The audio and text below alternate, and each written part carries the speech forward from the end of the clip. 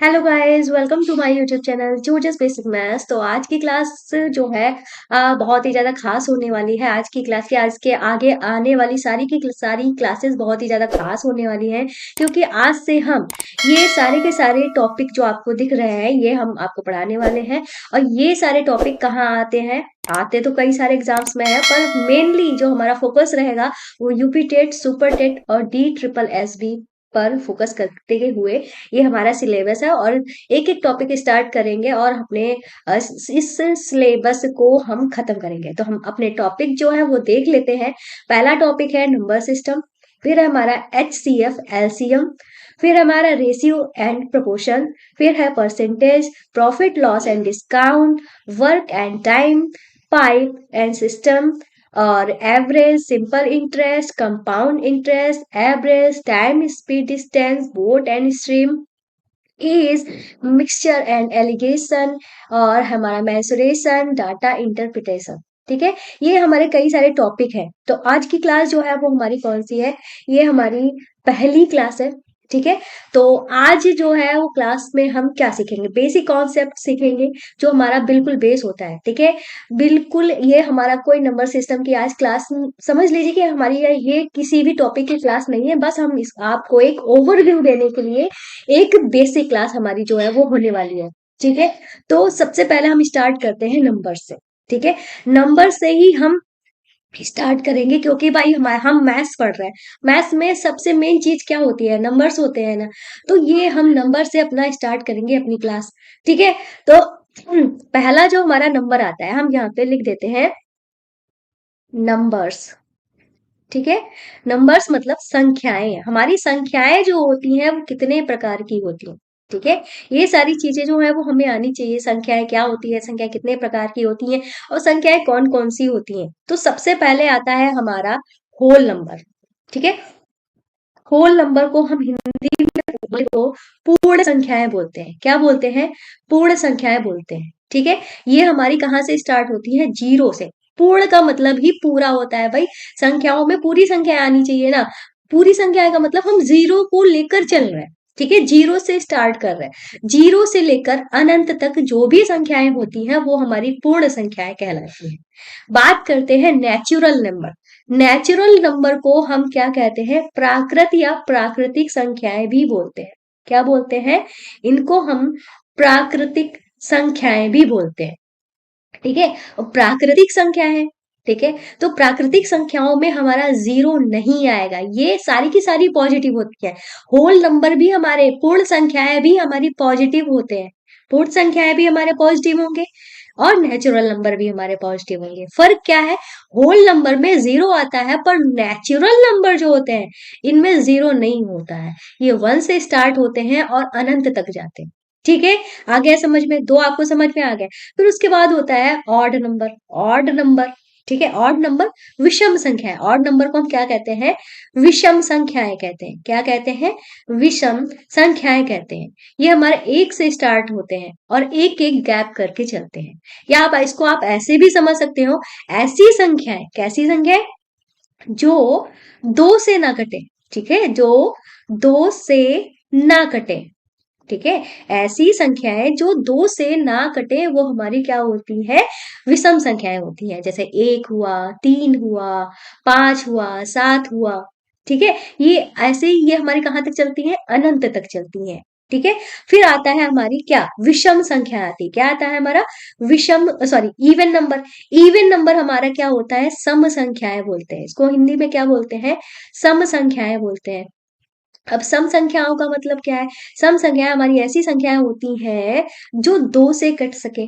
जो दो से कट सके, ये हमारे सम संख्याएं होती हैं। ठीक है, सम संख्याएं जो, अगर हम बात करते हैं सबसे छोटी सम संख्या की, तो सबसे छोटी सम संख्या जो होती है वो हमारी दो होती है। ठीक है, सबसे छोटी सम संख्या दो होती है और सबसे छोटी विषम संख्या हमारी कौन सी होती है? वो एक होती है। ठीक है, और हमारी सम संख्याएं भी अनंत तक जाती हैं। ये भी एक एक के गैप के बाद होती हैं। ठीक है, जैसे हमारी विषम संख्याएं एक एक गैप के बाद होती हैं, ऐसे ही हमारी सम संख्याएं भी एक एक गैप के बाद होती हैं। ठीक है, पर फर्क क्या है? सम संख्याएं जो होती हैं वो 2 से काटी जा सकती हैं, विषम संख्याएं हमारी 2 से नहीं काटी जा सकती हैं। उसके बाद आता है हमारा कंपोजिट नंबर। कौन से नंबर आते हैं? Composite number. कंपोजिट नंबर को हम क्या कहते हैं? भाज्य संख्याएं। कैसी संख्याएं कहती हैं? भाज्य संख्याएं। भाज्य संख्या हमारी कैसी संख्याएं होती हैं? भाई भाज्य संख्याएं हमारी वो संख्याएं होती हैं जिसके 2 से ज्यादा गुणनखंड होते हैं। ठीक है, 2 से ज्यादा गुणनखंड होते हैं, वो हमारी क्या होते हैं? कंपोजिट नंबर या भाज्य संख्याएं होती हैं। ठीक है, जैसे हम 4 की बात करते हैं, हमारे पास क्या है? 4। 4 किसके पहाड़े में आता है भाई? 1 के पहाड़े में आता है, 2 के पहाड़े में आता है, और किसके पहाड़े में आता है? 4 के पहाड़े में आता है। तो इसके कितने गुणनखंड हमको दिख रहे हैं? 3 गुणनखंड दिख रहे हैं ना। तो 4 क्या है? हमारी भाज्य संख्या है। क्या है? हमारी भाज्य संख्या है, क्योंकि इसके 2 से ज्यादा गुणनखंड है। ठीक है, और अगर पूछा जाए सबसे छोटी भाज्य संख्या कौन सी है, तो सबसे छोटी भाज्य संख्या जो होती है वो हमारी 4 होती है। कौन सी होती है? 4 होती है, और ये भी हमारे अनंत तक जाती है। ठीक है, उसके बाद आता है हमारा क्या? Prime number. प्राइम नंबर को हम क्या कहते हैं? अभाज्य संख्याएं कहते हैं। क्या कहते हैं? अभाज्य संख्याएं कहते हैं। अभाज्य संख्याएं क्या होती हैं भाई? अभाज्य संख्याएं वो होती हैं जिसके 2 गुणनखंड होते हैं, जिसके सिर्फ 2 ही गुणनखंड होते हैं। जैसे बात करते हैं, हम किसकी बात करें? हम 2 की बात कर लेते हैं। ठीक है, और 2 की बात कर लेते हैं। ये हमारा 2 लिखा है। 2 किसके पहाड़े में आता है भाई? 1 के पहाड़े में आता है और 2 के पहाड़े में आता है। तो इसके कितने गुणनखंड हुए? 2 ही गुणनखंड हुए। हम बात कर लेते हैं 5 की। 5 किसके पहाड़े में आता है? एक तो 1 के पहाड़े में आता है, दूसरा खुद 5 के पहाड़े में आता है। ठीक है, इसके 2 गुणनखंड होता है, और गुणनखंड भी कौन से होते हैं? एक तो 1 होता है, दूसरा वो खुद, मतलब जिसका हम निकाल रहे हैं वही होता है। ठीक है, तो ऐसी संख्याएं जिसके सिर्फ 2 ही गुणनखंड होते हैं, वो हमारी क्या होती है? अभाज्य संख्याएं होती है। क्या होती है? हमारी अभाज्य संख्याएं होती है। और सबसे छोटी अभाज्य संख्या हमारी कौन सी है? सबसे छोटी अभाज्य संख्या जो है वो है हमारी 2। ठीक है, अगर आप ये क्वेश्चन बहुत ही ज्यादा पूछा जाता है, सबसे छोटी समअभाज्य संख्या कौन सी है? ठीक है, तो सबसे छोटी कह लो अभाज्य संख्या जो है वो हमारी 2 है। सबसे मतलब सम अभाज्य संख्या कौन सी है? 2 है। ठीक है, ऐसी संख्या कौन सी है जो सम है पर अभाज्य है? 2 है। सिर्फ अभाज्य, सिर्फ सिर्फ सम अभाज्य संख्या कौन सी है? 2 है। ठीक है, अगर आपसे पूछा जाए सबसे छोटी विषम अभाज्य संख्या कौन सी है, सबसे छोटी विषम अभाज्य संख्या की बात की जाए तो 3 आएगा। 2 के अलावा जितनी भी अभाज्य संख्याएं हैं सारी की सारी कैसी हैं? विषम है। सिर्फ 2 ही एक ऐसी संख्या है जो हमारी सम है। ठीक है, इतना समझ में आ गया। अब मतलब जो कॉन्सेप्ट, और एक और बात सुन लो, एक जो है वो ना अभाज्य संख्या है ना ही भाज्य संख्या है। एक को किसी भी कैटेगरी में नहीं रखा है। ठीक है, ना भाज्य है ना अभाज्य है। को प्राइम नंबर मतलब सह अभाज्य संख्या। को प्राइम नंबर को क्या कहते हैं? सह अभाज्य संख्या। अब इसमें अभाज्य वर्ड जरूर आ रहा है, पर यहाँ पे कोई जरूरी नहीं। सह अभाज्य का मतलब इसमें क्या होता है? जोड़े बनते हैं, जोड़े बनाए जाते हैं। इसमें कोई जरूरी नहीं है आने वाले नंबर जो है अभाज्य संख्या है। जैसे कि इसमें 3 और 4 दिया गया है, 2 और 3 दोनों ही अभाज्य संख्या है, तो हमने मान लिया सह अभाज्य संख्या है। 3 और 4 में 4 तो हमारी भाज्य संख्या है, पर इसमें कोई जरूरी नहीं है कि हमारी अभाज्य संख्या नहीं है। मतलब मेरे कहने का मतलब ये है, इसमें कोई जरूरी नहीं है कि भाज्य संख्याएं, भाज्य संख्याओं का जोड़ा, इसमें भाज्य संख्याओं का भी जोड़ा हो सकता है, लेकिन एक तो अभाज्य होगा ही, ये भी समझ लीजिए। ठीक है, तो जैसे 3 और 4 सहअभाज्य संख्याएं ऐसी संख्याएं होती हैं जिनका मासा जो है वो 1 आना चाहिए। मासा मतलब जिनका HCF जो है वो 1 आना चाहिए, वो हमारी सह अभाज्य संख्याएं होती हैं। ये जोड़े में होती है। जैसे इनका हम मासा निकालेंगे 1 निकलेगा, इनका मासा निकालेंगे 1 निकलेगा, 5 और 7 का मासा निकालेंगे 1 निकलेगा। ठीक है, तो ऐसी संख्याएं जिनका मासा हमारा 1 होता है वो हमारी सहअभाज्य संख्याएं होती हैं। ठीक है, तो मुझे लग रहा है कि आपने ये जो चीज, बेसिक चीजें थी वो आपने समझ ली हैं, जो कि समझना बहुत ही ज्यादा जरूरी था। ठीक है, हम अपने नेक्स्ट पेज पे चलते हैं। ठीक है, नेक्स्ट पेज पे चलते हैं। तो नेक्स्ट पेज हमारा क्या है? ये है। ये जानना भी आपके लिए बहुत ही ज्यादा जरूरी है। ठीक है, आज की क्लास जो है सिर्फ बेसिक ही है। ठीक है, तो ये जो हमारा यहाँ पे दिया गया है, x की घात 0, एक्स की घात 0, कोई भी संख्या उसका वैल्यू जो है वो हमेशा 1 आएगा। आप 2 की घात 0 कर दो, 1 आएगी वैल्यू। 100 की घात 0 कर दो, इसकी वैल्यू भी 1 आएगी। कोई भी संख्या ले लो, कितनी छोटी हो कितनी बड़ी हो, जब उसकी घात में अगर हम 0 चढ़ा देते हैं तो उसकी वैल्यू हमेशा क्या आती है, 0, सॉरी 1 आती है। ठीक है, किसी की भी घात हम 0 कर देंगे तो उसकी वैल्यू 1 आएगी। एक्स की मल्टीप्लाई जब हम 0 से, मतलब एक्स का मतलब यहाँ पे कोई भी नंबर हो, यहाँ पे कोई भी नंबर हो, चाहे छोटा सा छोटा नंबर हो, अगर उसकी मल्टीप्लाई हम 0 से कर रहे हैं तो उसकी वैल्यू हमारी 0 ही हो जाएगी। एक्स इज 0 अपॉन में एक्स, मतलब अगर अंश में हमारा 0 है और हर में हमारा कोई भी नंबर है, समझ रहे हो ना, अंश में हमारा 0 है, हर में हमारा कोई भी नंबर है तो उसकी वैल्यू 0 हो जाएगी। लेकिन अगर हर में हमारा 0 है और अंश में हमारा कोई भी नंबर है, चाहे छोटा हो चाहे बड़ा हो, तो वो हमारा नॉट डिटरमाइंड या कह लो इनफाइनाइट हो जाएगा।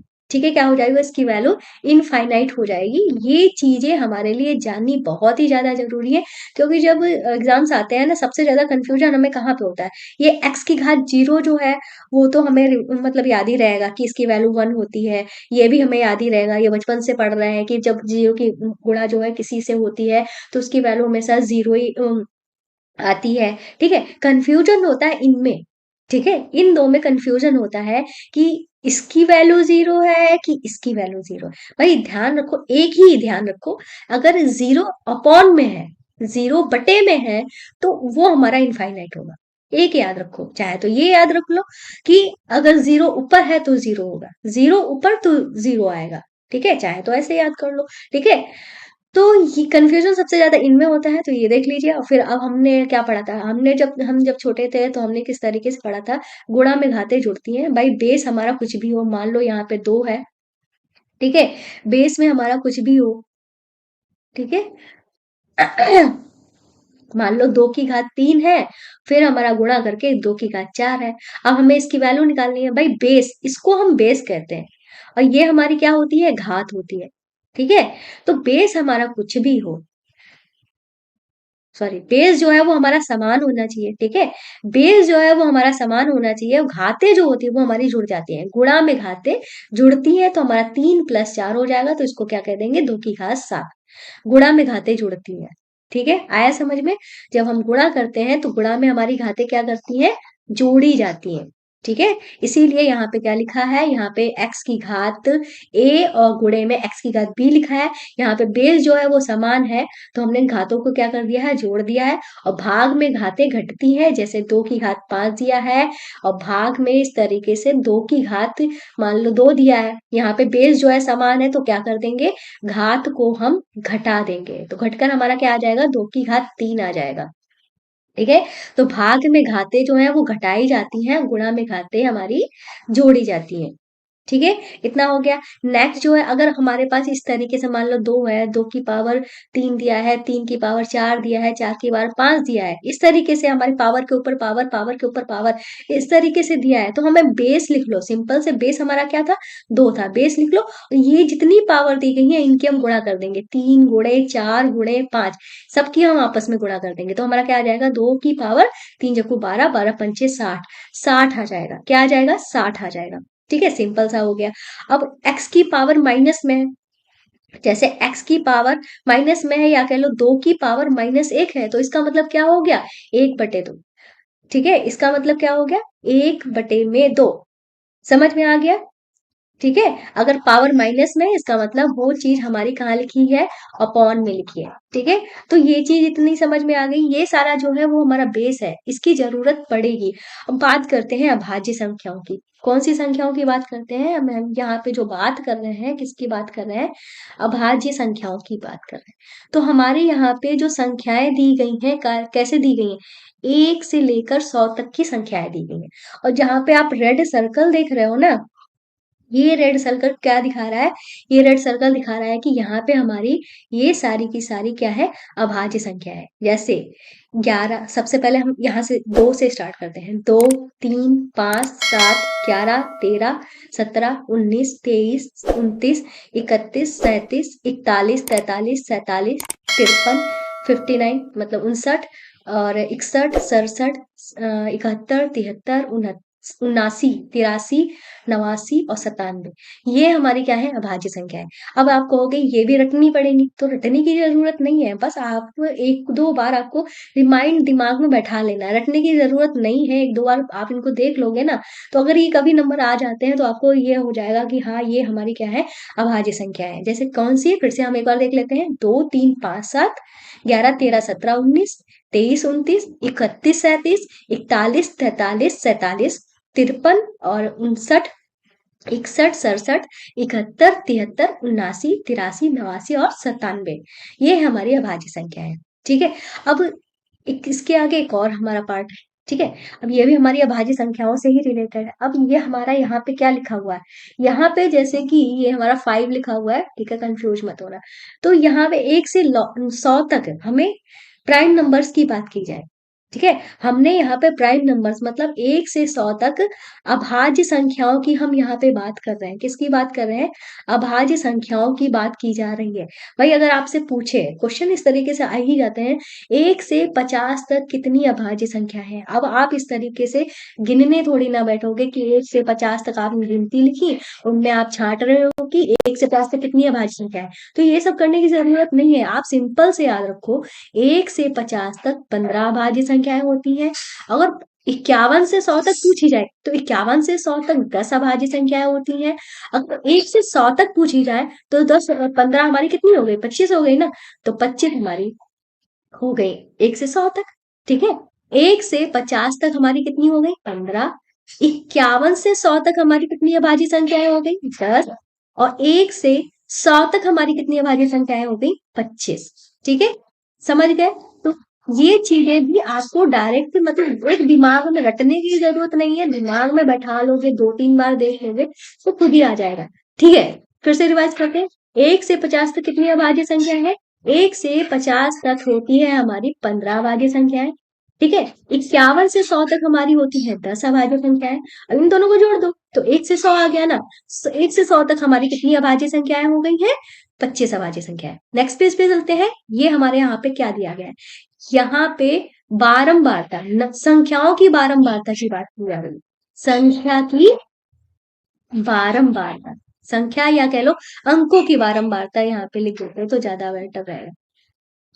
ठीक है, अंकों की बारंबारता मतलब कौन सा अंक कितनी बार आ रहा है, इसका मतलब ये है। जैसे 1 से लेकर 100 तक की बात की जा रही है, मतलब हमारी गिनतियां हैं 1 से लेकर 100 तक, उसमें 2 अंक कितनी बार आ रहा है, 3 अंक कितनी बार आया है टोटल बार, 4 अंक कितनी बार आया, 5 अंक कितनी बार आया, 6, 7, 8, 9। तो हम यहाँ पे देख रहे हैं 2 से लेकर 9 तक। ठीक है, 2 से लेकर 9 तक जो भी अंक है हमारे, 2, 3, 4, 5, 6, 7, 8, 9, ये सारे के सारे 20 बार आए हैं। चाहे तो हम आपको कैलकुलेट करके भी दिखा देते हैं। यहाँ पे हमारी ये संख्याएं लिखी हैं 100 तक, देखो ये 1 बार आया, फिर उसके बाद यहाँ पे 2 बार आया, फिर उसके बाद यहाँ पे 3 बार आया, 3 बार, और यहाँ तक हमारा 9 बार तक आया, यहाँ से लेकर यहाँ तक 9 बार क्या 10 बार आया है। ठीक है, तो 3 और 10 हमारा कितना हुआ, 3 और 10 13 हुआ, 14, 15, 16, 17, 18, 19, 20। ठीक है, अब देख लिया ना कितनी बार आया है, 20 बार आया है। ऐसे ही हम यहाँ पे इनको बार बार हमें रटने की जरूरत नहीं है, हमको बस ध्यान रखना है। ठीक है, कौन सा अंक कितनी बार है, तो 2 से लेकर 9 तक जितने भी अंक हैं वो हमारे 20 बार आएंगे, सारे के सारे 20 बार आएंगे। पर 0 और 1 जो है वो अलग अलग संख्याओं में आएगा। 1 जो है 21 बार आएगा और 0 जो है वो 11 बार आएगा। ठीक है, थोड़ा सा ये हमारा ध्यान रखना पड़ेगा। ठीक है, तो 2 से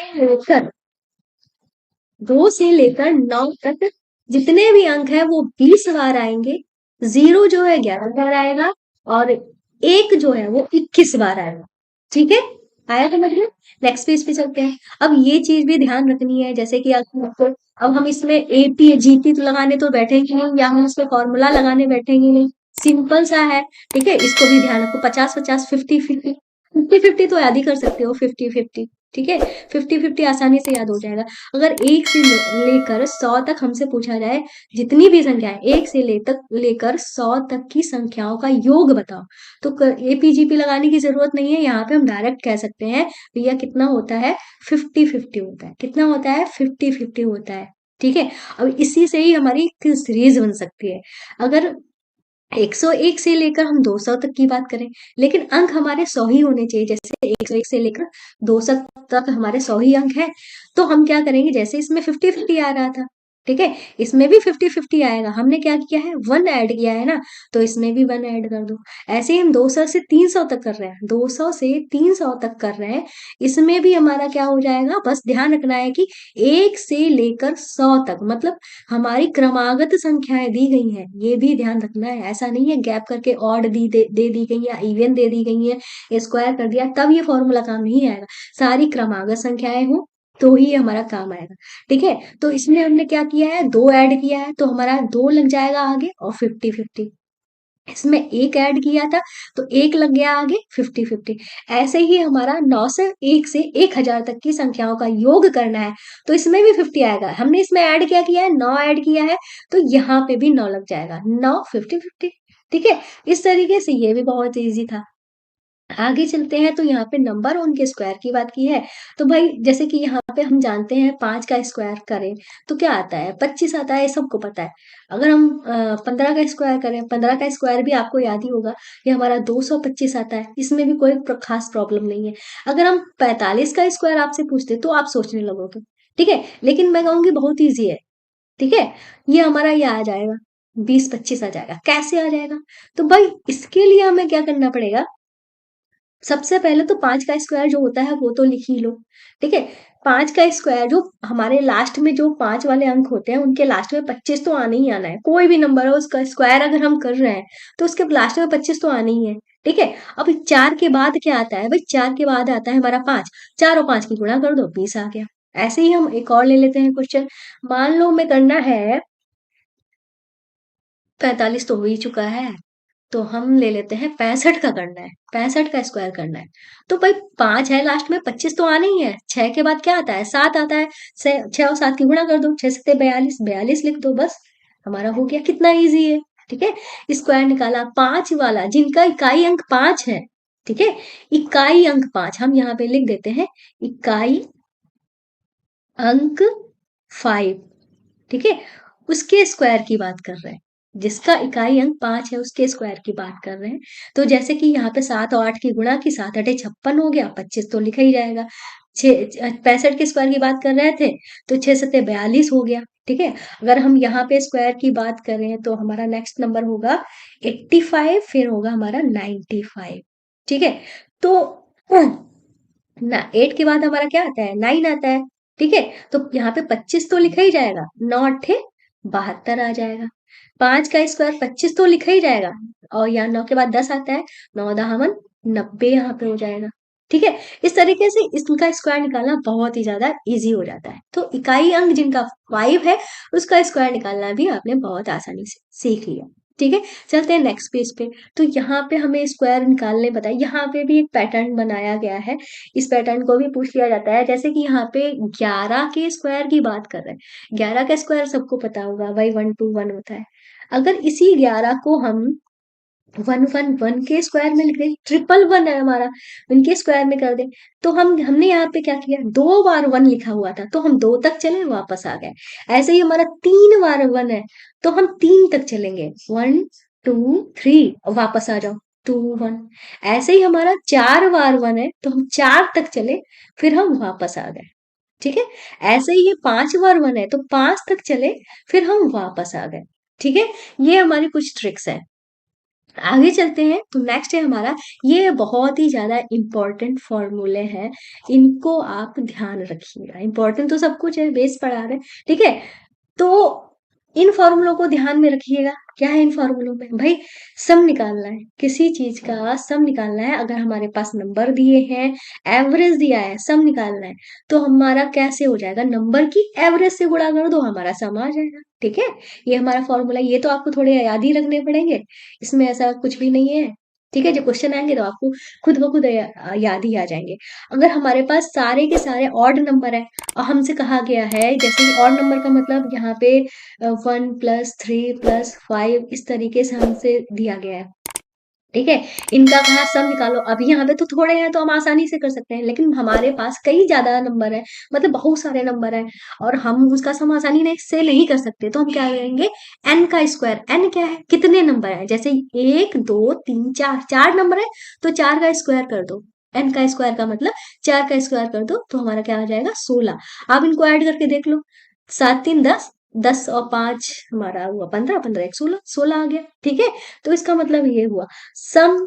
इसका मतलब क्या है, सम ऑफ इवन नंबर, मतलब सम संख्याएं हैं, जैसे 2+4+6 8 इस तरीके से नंबर है, इनका हमें करना है। तो हम कैसे करेंगे, तो भाई इसमें हम क्या करेंगे, हमारे पास n का मतलब क्या है, जितने नंबर है, कितने नंबर, 4 नंबर है तो 4 लिख लो, और 4+1, 4+1 आपको चाहे तो 4+1 इस तरीके से लिख लो, चाहे तो आप डायरेक्ट लिख सकते थे 4 गुणे में 5, तो हमारा 20 आ जाएगा। चाहे तो आप इनको जोड़ के देख लो, 6 4 10, 8 2 10, 10 10 20 हो गया।